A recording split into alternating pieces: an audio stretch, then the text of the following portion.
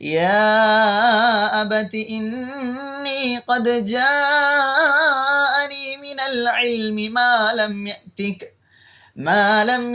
فاتبعني أهدك صراطا سويا.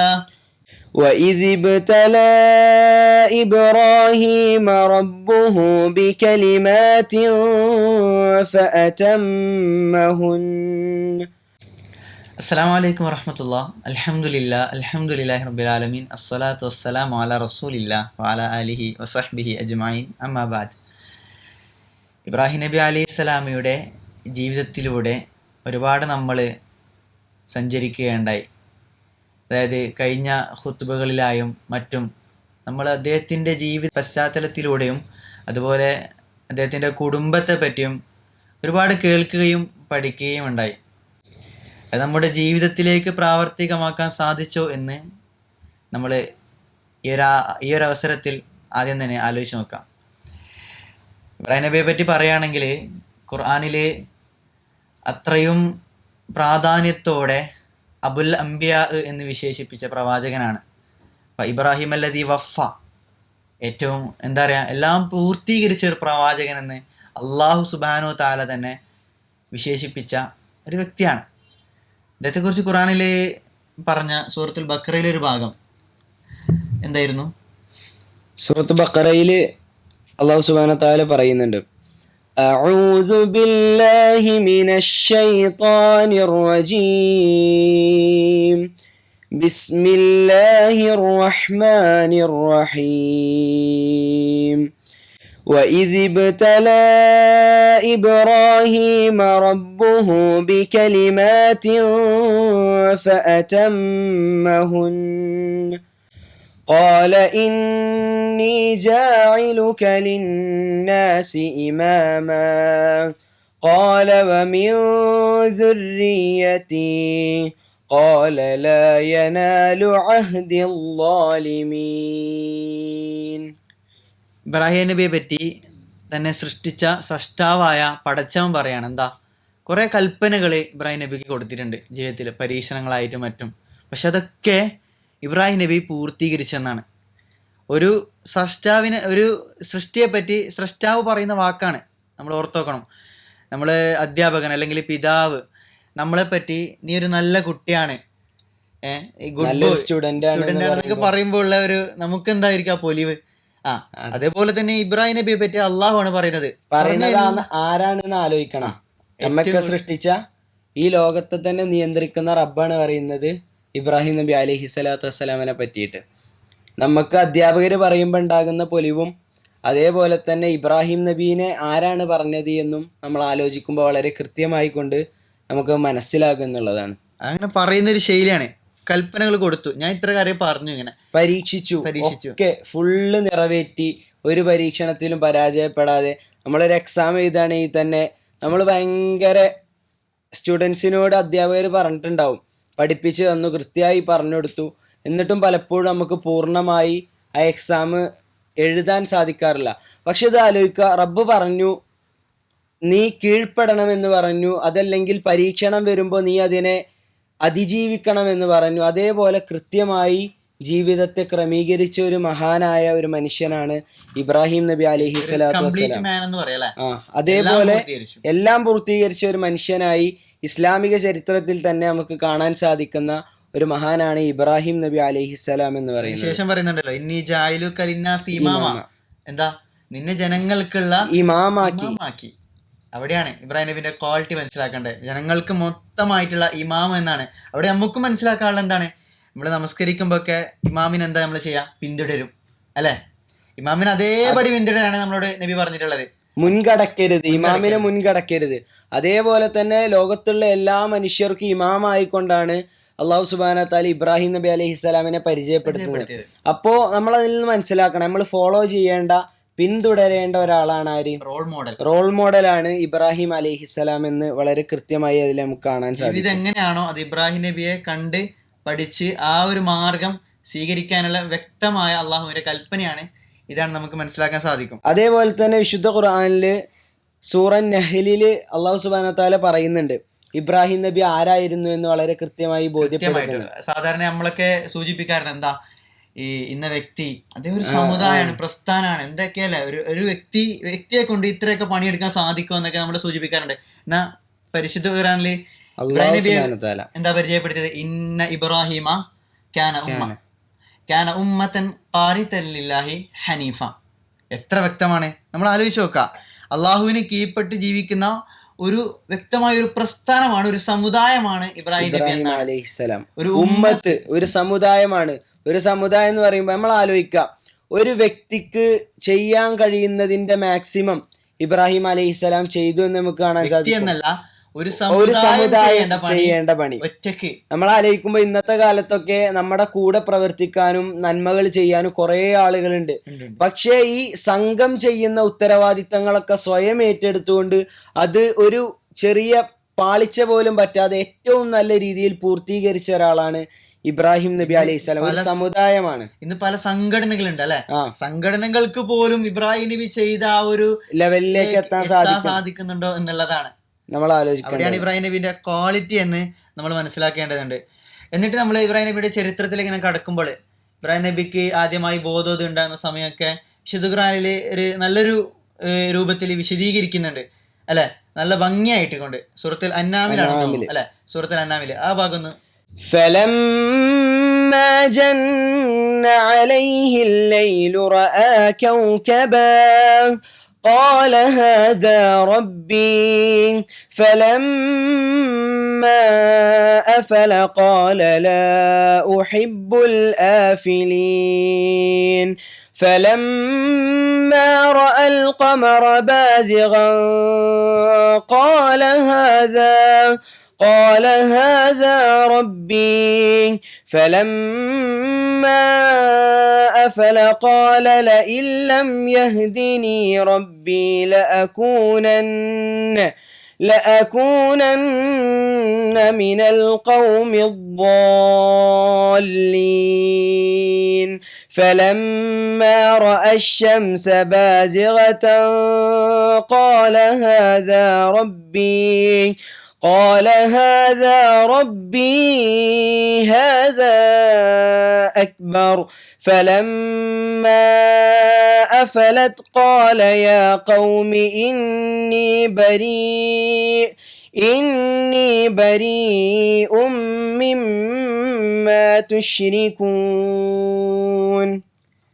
പടച്ചവനെ കുറിച്ച് ചിന്തിക്കുന്ന സമയത്തുള്ള ഒരു സന്ദർഭമാണ് വിശദീകരിച്ചത്. അതായത് നക്ഷത്രത്തെ കണ്ടപ്പോൾ ഇബ്രാഹിം നബി ചോദിക്കാണ്, എത്ര വലിയ നക്ഷത്രം അല്ലെ, നല്ല തിളക്കമാർന്നത്, ഇതായിരിക്കുമോ റബ്ബ്, ഇതായിരിക്കുമോ പടച്ചവൻ എന്ന് ചോദിച്ചുകൊണ്ട്. എന്നാലോ ആ നക്ഷത്രം മാഞ്ഞു പോയപ്പോൾ മാഞ്ഞു പോയുന്നത് എൻ്റെ രക്ഷിതാവ് ആയൂല, റബ്ബ് ആവൂല എന്ന് പറഞ്ഞുകൊണ്ട് അത് പിന്തള്ളി. എന്നിട്ടോ ചന്ദ്രൻ വന്നു അല്ലെ, ചന്ദ്രൻ വന്നപ്പോഴും അതേപോലെ ചന്ദ്രന് നല്ല വെളിച്ചമുണ്ട്, നല്ല വലുപ്പമുണ്ട്, ഇതായിരിക്കും റബ്ബ്.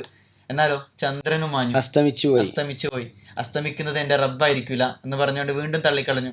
പിന്നീട് വന്നത് സൂര്യനാണ്, വലുപ്പം കൂടിയ നല്ല വെളിച്ചം തരുന്ന സൂര്യന്, ഇതായിരിക്കുമോ റബ്ബ് എന്ന് വീണ്ടും ചിന്തിച്ചു.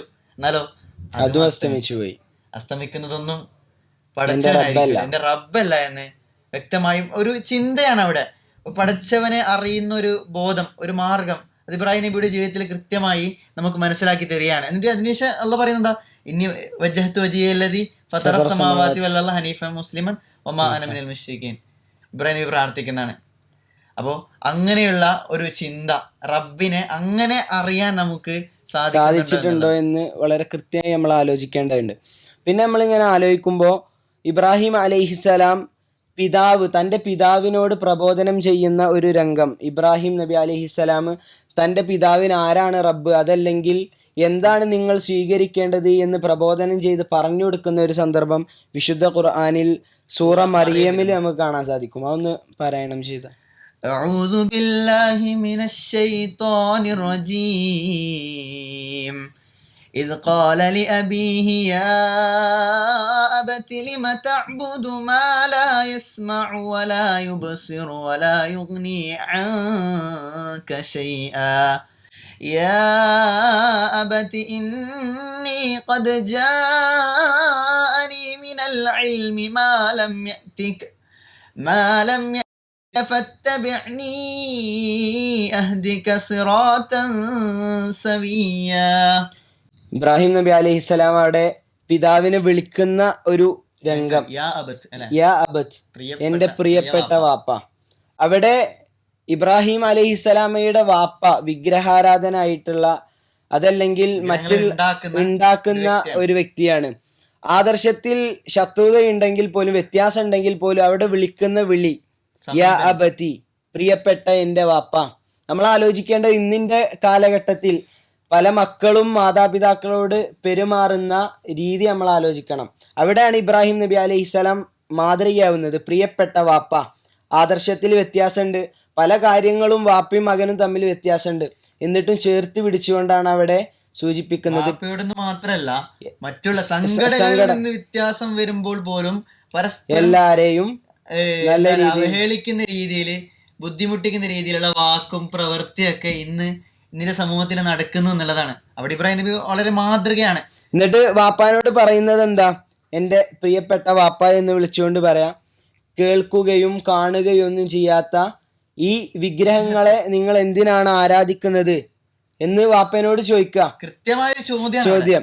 എന്നിട്ട് അവിടെ പറയുന്നുണ്ട്, ഇബ്രാഹിം അലൈഹിസ്സലാം വാപ്പാനോട് പറയുന്നുണ്ട്, എനിക്ക് വ്യക്തമായ ഒരു ബോധനം ലഭിച്ചിട്ടുണ്ട്, നിങ്ങൾ എൻ്റെ കൂടെ വരൂ, ഒരിക്കലും നിങ്ങൾ നിരാശപ്പെടേണ്ടി വരില്ല.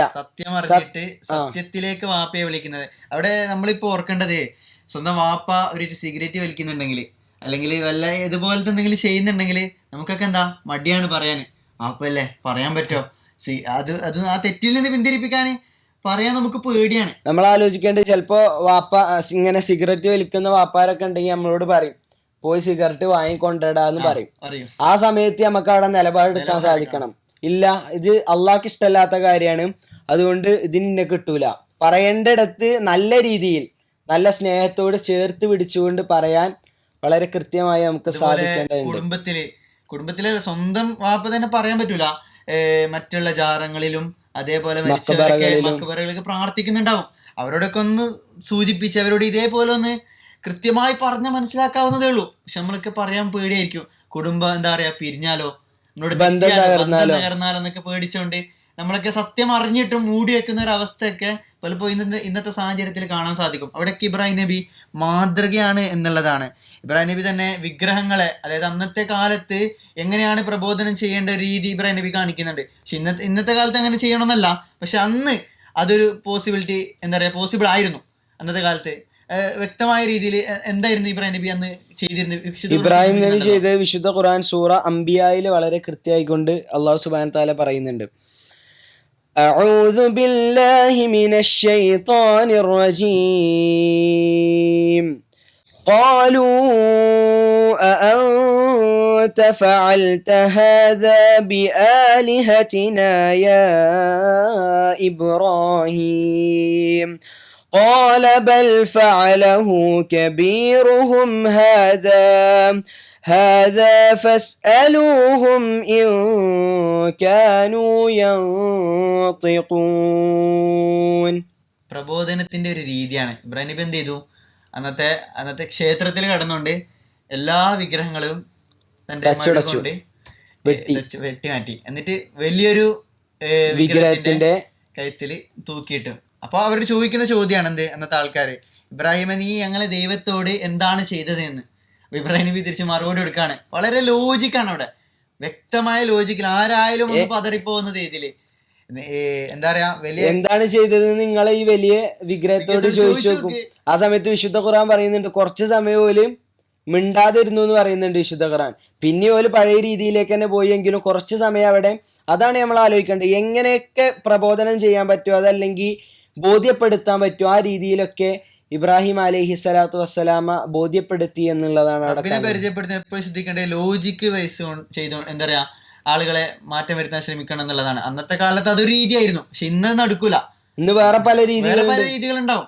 ആ ഒരു രീതി നമ്മൾ കണ്ടെത്തണം എന്നുള്ളതാണ്. പ്രബോധകൻ എന്ന രീതിയിൽ ഇബ്രാഹിം നബി ചെയ്തതുപോലെ മറ്റൊരു മാർഗം നമ്മൾ കണ്ടെത്തണം.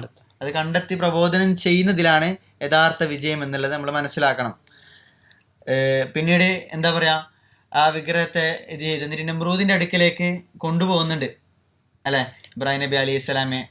എന്നിട്ട് നമ്രൂദിനോട് ആ ഒരു രംഗം വിശുദ്ധ ഖുർആൻ സൂചിപ്പിക്കുന്നത് ഇങ്ങനെയാണ്: അലം തറ ഇലല്ലദീ ഹാജ്ജ ഇബ്രാഹീമ ഫീ റബ്ബിഹി അൻ ആതാഹു അല്ലാഹുൽ മുൽക്ക് إذ قال إبراهيم ربي الذي يحيي ويميت قال أنا أحيي وأميت قال إبراهيم فإن الله يأتي بالشمس من المشرق فأت بها من المغرب فبهت الذي كفر والله لا يهدي القوم الظالمين. അവിടെ ഇബ്രാഹിം അലൈഹിസ്സലാം നമ്രൂദിന് പറഞ്ഞു കൊടുക്കുക, എൻ്റെ റബ്ബ് ജീവിപ്പിക്കുകയും മരിപ്പിക്കുകയും ചെയ്യുന്നവനാണ് എന്ന് നമ്രൂദിന് പറഞ്ഞു കൊടുക്കുക. ആ സമയത്ത് നമ്രൂദ് തിരിച്ചു പറയാണ്, എനിക്കും കഴിയും എന്തിന്, ജീവിപ്പിക്കാനും മരിക്കാനും എനിക്കും കഴിയുമെന്ന് പറയുന്നുണ്ട്. എന്നിട്ട് അവിടെ നമ്മൾ ആലോചിക്കണം, അവിടെ ഏറ്റവും വലിയൊരു പൊട്ടത്തരാണ് നമ്രൂദ് പറയുന്നത്, ശുദ്ധ മണ്ടത്തരാണ് നമുക്ക് കാണാൻ കഴിയുന്നത്. രണ്ടാൾക്കാരെ വിളിച്ചോടുന്നിട്ട് ഒരാളെ കൊന്ന് മറ്റാളെ വെറുതെ ഇട്ടു. എന്നിട്ട് ഇബ്രാഹിം അലൈഹി സ്വലാമിനോട് പറയാണ്, എനിക്കും കഴിയും എന്തിന്, ജീവിപ്പിക്കാനും മരിപ്പിക്കാനും. എന്നിട്ടാണ് ഇബ്രാഹിം നബി പറയുന്നത് എന്താ, എൻ്റെ റബ്ബ് കിഴക്ക് നിന്ന് സൂര്യൻ ഉദിപ്പിക്കും, പടിഞ്ഞാറ് അസ്തമിപ്പിക്കും.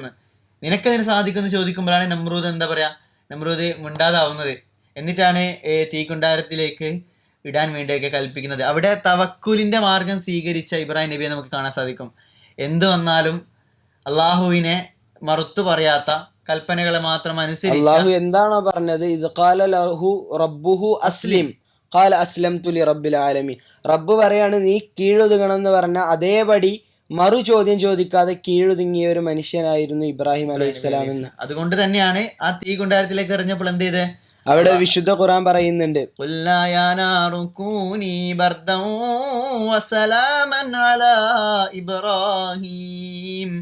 അവിടെ വിശുദ്ധ ഖുർആൻ പറയുന്നത് ഇബ്രാഹിമിന് നീ തണുപ്പാകണം, തീയുടെ പ്രകൃതം എന്ന് പറയുന്നത് എന്താ, ചൂടാണ്. നമുക്കറിയാം ഭയങ്കര ചൂടാണ് തീ.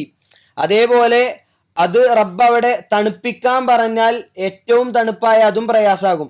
അവിടെ പറയുന്നത് സലാം, സമാധാനം.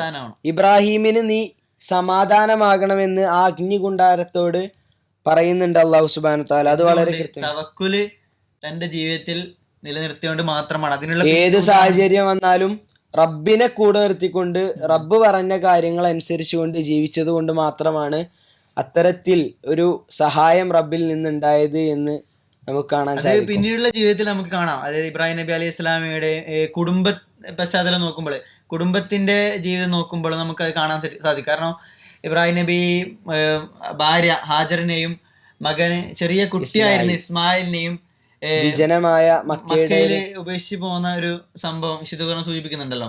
ഒന്ന് സൂറ ഇബ്രാഹിമില് വളരെ കൃത്യമായി പറയണം, ربنا إني أسكنت من ذريتي بواد غير ذي زرع عند بيتك المحرم ربنا ليقيموا الصلاة فاجعل أفئدة من الناس تهوي إليهم وارزقهم من الثمرات لعلهم يشكرون. എന്താ, ഒരു കൃഷി, ഒരു വെള്ളം ഒന്നും ഇല്ലാത്ത ഒരു വിജനമായ ഒരു പ്രദേശം, ഒന്നുമില്ല, ഒരു വിധത്തിലുള്ള സൗകര്യങ്ങളും ഇല്ല. ഈ കാലഘട്ടത്തിൽ നമ്മൾ ആലോചിച്ച് നോക്കണം, നമ്മളിവിടെ ഇങ്ങനെ സുഭിക്ഷമായി ജീവിക്കുന്ന ഈ സാഹചര്യവും ആ ഒരു സാഹചര്യം വെച്ച് നമ്മൾ കമ്പയർ ചെയ്യുമ്പോൾ അതിൻ്റെ ഒരു പ്രയാസം നമുക്ക് മനസ്സിലാവും. ഒരു പാറയുള്ള സ്ഥലം, അതല്ലെങ്കിൽ പാറകളും മരുഭൂമിയായിട്ടുള്ള ഉണങ്ങിയ ഒരു പ്രദേശത്ത് അവിടെ തൻ്റെ ഭാര്യ ഹാജറ ബീവിയെയും അതേപോലെ ഇസ്മായിൽ അലൈഹിസ്സലാം എന്ന് പറയുന്ന ആ ചെറിയ കുഞ്ഞിനെയും പ്രായമുള്ള ആ കുഞ്ഞിനെയും ആ ഒരു വിജനമായ പ്രദേശത്ത് ആക്കുന്നുണ്ട്. അത് അള്ളാഹുവിന്റെ കൽപ്പന പ്രകാരം മാത്രമാണ്. പക്ഷെ അവിടെ കുടുംബം സ്വീകരിച്ച നിലപാടാണ്. കാരണം ഹാജറ ബീവി ചോദിക്കുന്നത് എന്താ, തിരിച്ചു പോകുന്ന ഇബ്രാഹിം നബിയോട്, അള്ളാഹുവിന്റെ കൽപ്പനയാണ്. ഇബ്രാഹിം നബി മൂളുന്നുണ്ട് അവിടെ. അതോടെ ഓക്കെ എന്നാ താങ്കൾ പൊയ്ക്കോളൂ, പോയിക്കോളൂ, പ്രശ്നമില്ല, അള്ളാഹ് മറുത്തൊന്നും പറയുന്നില്ല. അള്ളാന്റെ കൽപ്പനയാണോ അത് താങ്കൾ സ്വീകരിക്കുക, താങ്കൾ പൊയ്ക്കോളൂ എന്നാണ് അവിടെ ഹാജറ ബീവി റളിയല്ലാഹു എങ്ങനെയാണ് ഒരു സ്ത്രീക്ക് അല്ലെങ്കിൽ ഒരു പുരുഷൻ എങ്ങനെ സാധിക്കുന്നു എന്നുള്ളതാണ്. ഭാര്യ അല്ലെങ്കിൽ ഭർത്താവിനെ വിട്ട് അവിടെ നിൽക്കുക എന്നുള്ള അവസ്ഥ വരുമ്പോൾ അള്ളാഹുവിലെ തവക്കുൽ ചെയ്തുകൊണ്ട് അവിടെ നിൽക്കാൻ എങ്ങനെ സാധിക്കും? നമ്മൾ ആലോചിക്കണേ, നമ്മള് ബാപ്പമാരും ഉമ്മമാരൊക്കെ മക്കളെങ്ങനെ ഹോസ്റ്റലിലൊക്കെ ആക്കി അവിടെ എല്ലാ സൗകര്യം ഉണ്ടാവും, കിടക്കാൻ ബെഡ് ഉണ്ടാവും, കുടിക്കാൻ വെള്ളം ഉണ്ടാവും, എല്ലാ സൗകര്യം ഉണ്ടോന്ന് അന്വേഷിക്കും ആദ്യം. എന്നിട്ട് വീട്ടില് കൊടുന്നാക്കിയിട്ട് അവർക്കുള്ള പ്രയാസമുണ്ട്. കുറച്ചു കാലം ഹോസ്റ്റലിൽ പഠിച്ചുകൊണ്ടില്ല പരിചയമുണ്ട്. ചില വാപ്പമാരൊക്കെ രാത്രി മക്കളെ കാണാൻ വരും, ഉറക്കം വരുന്നില്ല, മകനെ കാണായിട്ട് ഉറക്കം വരുന്നില്ല അറിയും. അത്തരത്തിൽ അതല്ല നമ്മൾ ആലോചിക്കേണ്ട, ഒരു ചെറിയ കുഞ്ഞാ, ആ കുഞ്ഞിനെ ആ വിജനമായ പ്രദേശത്ത് ഉമ്മയുടെ അടുത്താക്കിക്കൊണ്ട് പോരുന്ന സമയത്ത് അവിടെ കുടുംബം സ്വീകരിക്കുന്ന ഒരു നിലപാട് വളരെ കൃത്യമായി പ്രതീകമാണ്. വല്ലാത്തൊരു തവക്കുലാണ് അവിടെ. എന്നിട്ട് കുഞ്ഞിനോ മുലയൂട്ടാനും പാലും തീർന്നു ഒന്നും ഇല്ലാത്തൊരു സന്ദർഭത്തില് ഹാജറ ബീവി അവിടെ ഓടുന്ന ഒരു ചരിത്രം ഉണ്ടല്ലോ. ഇന്നും ഹജ്ജ് കർമ്മത്തിൽ അത് ആ ഓട്ടം ഉണ്ട് എന്നുള്ളതാണ്. സഫാ മർവ, അത് 7 പ്രാവശ്യം ഒരേ കുന്നില് മറിഞ്ഞുകൊണ്ട് ഓടുമ്പോഴേ നമ്മൾ ഓർക്കണം എത്രമാത്രം തവക്കുൽ ഉണ്ടായിട്ടുണ്ടാവും എന്നുള്ള. കാരണം ഒന്നുമില്ല, വേറൊന്നും കിട്ടുന്നില്ല, കുഞ്ഞ് കരയാണ്, സ്വന്തം കുഞ്ഞാണ്, കൊടുക്കാനൊന്നുമില്ലാത്ത ആ ഒരു തവക്കുൽ നമ്മൾ ഓർത്തു നോക്കണം. നമ്മളൊക്കെ അതിന്റെ ഒരു അംശം പോലും ഉണ്ട് എന്നുള്ളതാണ്. വളരെ ഗൗരവത്തോടെ ആലോചിക്കേണ്ട ഒരു വിഷയമാണത്. അതുകൊണ്ടാണ് ഇബ്രാഹിം നബി പ്രാർത്ഥന ഉണ്ടല്ലോ, ഇബ്രാഹിം നബിന്റെ പ്രാർത്ഥന വളരെ വ്യക്തമാണ്. റബ്ബി ജഅൽനി മുഖീമസ്സലാത്തി വമിൻ ദുർരിയതി റബ്ബനാ വതഖബ്ബൽ ദുആ. ഇബ്രാഹിം നബിക്കും കുടുംബത്തിനും, ഇബ്രാഹിം നബിക്ക് ഇപ്പോൾ ഈമാനുണ്ട്, എന്താ പറയാ, ദീനുണ്ട്, അതേപോലെ തൻ്റെ മക്കൾക്കും അതേപോലെ ഉണ്ടാവണം എന്നുള്ള പ്രാർത്ഥനയാണ് ഇബ്രാഹിം നബി നിലനിർത്തുന്നത്. എന്താ, എൻ്റെ രക്ഷിതാവെ എന്നെ നീ നമസ്കാരം നിലനിർത്തുന്നതാക്കാണ് എന്നെ, അതേപോലെ എൻ്റെ സന്തതികളെയും. നമ്മൾ ഓർക്കാം, നമ്മള് ഒരു പിതാവ് അല്ലെങ്കിൽ ഉമ്മ മോന് 10 പാസ്സാകാൻ വേണ്ടിയിട്ട് അല്ലെങ്കിൽ +2 പാസ്സാകാൻ വേണ്ടി നിരന്തരം പ്രാർത്ഥിക്കുന്നുണ്ട്, എന്നാലോ ഓന് നിസ്കരിക്കുന്ന ഭൗതികമായ കാര്യത്തിൽ നിരന്തരം പ്രാർത്ഥിക്കുന്നുണ്ട്. പക്ഷെ ദീനിന്റെ മേഖലയിലേക്ക് വരുമ്പോ അത്തരത്തിലൊരു പ്രാർത്ഥന ഉണ്ടാകുന്നുണ്ടോ എന്ന് ആലോചിക്കണം. അതിന്റെ പ്രാർത്ഥനക്ക് ഉത്തരമായിക്കൊണ്ട് അള്ളാഹു സുബ്ഹാനഹു വ തആല നൽകിയ മക്കളാരാ?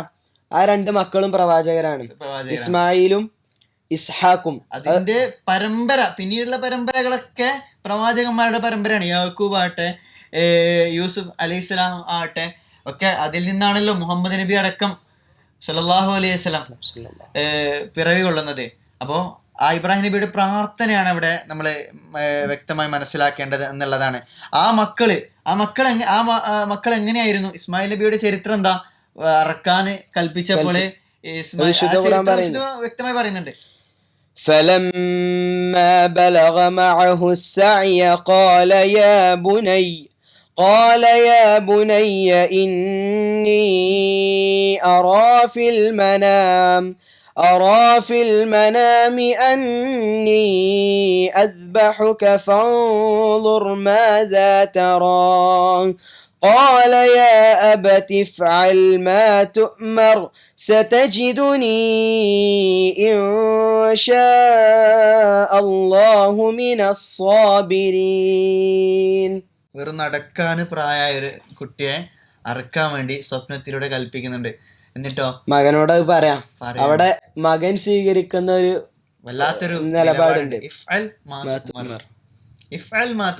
വാപ്പ എന്താണോ കൽപ്പിച്ചിട്ടുള്ളത് അത് നിറവേറ്റുള്ളതാണ്. ആ ഉമ്മയും ഉപ്പയും വളർത്തിയെടുത്ത ഒരു മകനാണ്.